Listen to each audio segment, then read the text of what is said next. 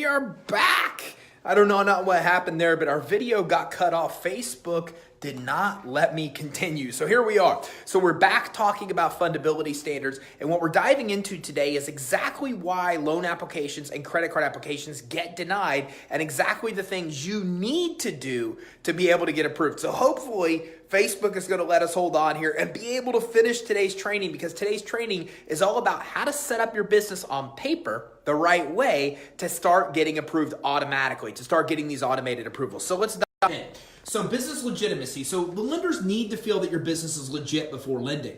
Okay, so what happens is these online listings, Yellow Pages, Facebook, etc., offline listings, how your bank account is name, address, etc., these are what establishes your fundability. So if you don't have these kinds of listings, then what happens is you have a bad reputation.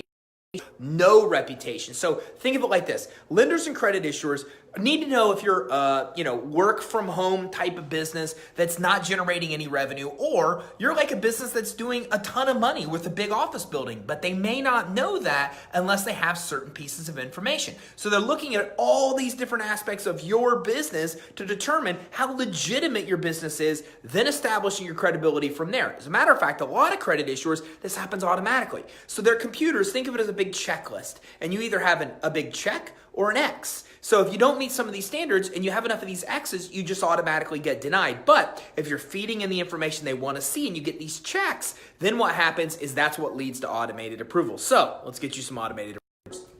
So first of all, basics. You need to have a professional website. You need to have an email address. Now, your lenders will look at this. Your credit issuers will not. But if credit issuers see a website field blank on an application or an email field like a Gmail or AOL, that could get you into trouble. So you want to get a professional website. For example, we're creditsuite.com and our email is info@creditsuite.com. So try to get an email that's an extension of your website. Little tip that will help a lot with automated approvals when it comes to credit issuers. Now, preferably, your domain should be your business name. I advise people to never even choose a business name if the domain is not available. Your domain should be your business name. Preferably, it makes it super easy to find. When your domain is a different name than your business